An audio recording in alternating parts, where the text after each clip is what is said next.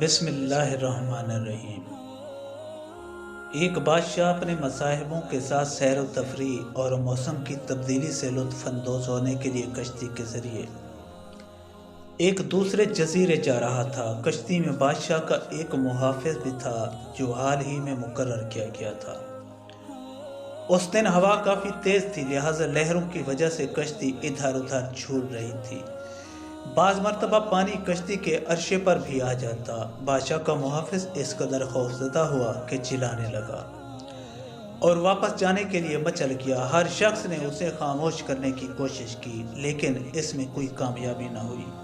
بادشاہ اپنے محافظ کی اس حرکت سے سخت پریشان ہوا، جو ایک بچے کی طرح چیخ رہا تھا۔ آخرکار اس نے کہا کہ جو شخص اس بے وقوف کو چیخنے سے روکے گا اسے مناسب انعام دیا جائے گا۔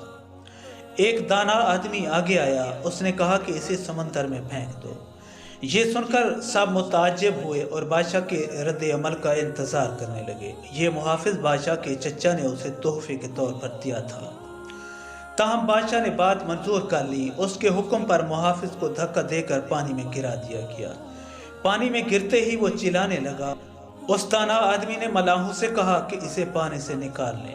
کشتی میں واپس آنے کے بعد محافظ ایسے خاموش ہو گیا جیسے ایک سوتا ہوا بچہ ہوتا ہے۔ بادشاہ نے اس دانا آدمی سے پوچھا، تم نے جو ترکیب سوچی اس کے پیچھے کیا فلسفہ تھا؟ اس آدمی نے جواب دیا کہ محافظ نے اس تحفظ اور سلامتی کی قدر نہیں کی جو کشتی کی وجہ سے اسے حاصل تھی۔ پانی میں گرنے کے بعد ہی وہ اس کی قدر جان سکا۔